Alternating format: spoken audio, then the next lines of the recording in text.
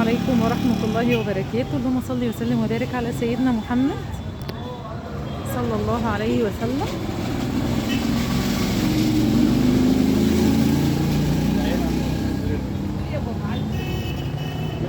مسك الختام للمفروشات، مسك الختام للمفروشات. السلام عليكم ورحمة الله وبركاته. الناس اللي كانت نفسها ان احنا نعمله صفحة، عملت لكم صفحة، قصدي معلش قناة يوتيوب. عملت لكم قناة يوتيوب اسمها عروسة بسيطة.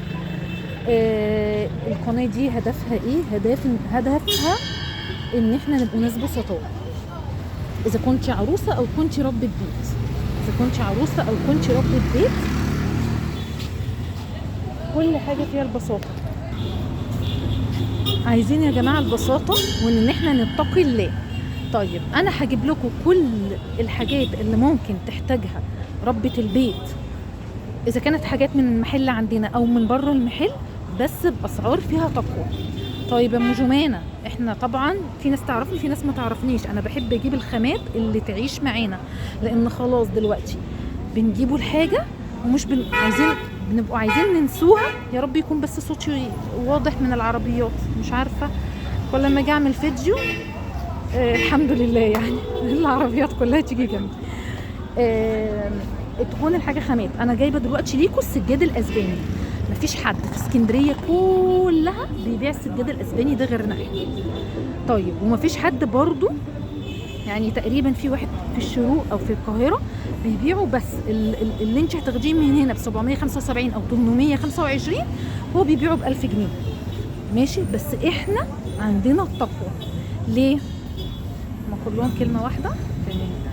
ليه بقى يا جماعة؟ انا عايزاكم حتى كده في بيوتكم مع رجالتكم، مع اذا كنتي طالبة في مذاكرتك، في كل حاجة يا جماعة، لو اتقينا الله هيبقى في حاجة اسمها البركة.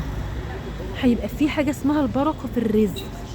ناس كتيرة جدا ما كانتش بتتقي الله في الرزق، والله قفلت محلاتها وقفلت كمان مصانعها، ويقول لك ايه اصلك البلد حالها واقف. لا، البلد مش حالها واقف، البلد زي الفل والدنيا زي الفل واحنا احسن من غيرنا كتير، بس انت اللي ما كنتش بتتقي الله.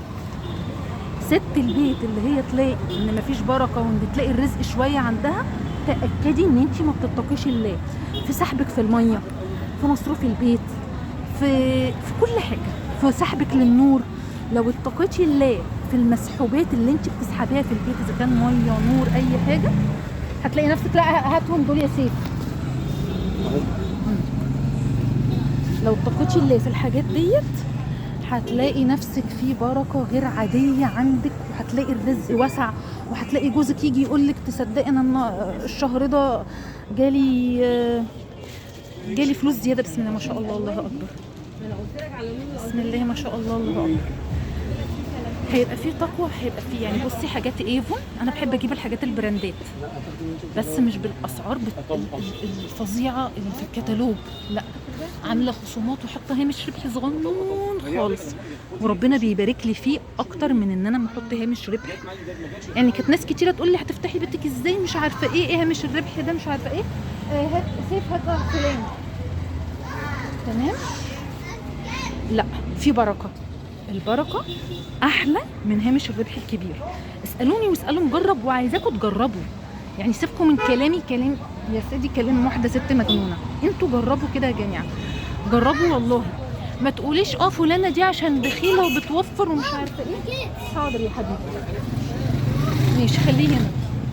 لا، البركه هتبقى معاكي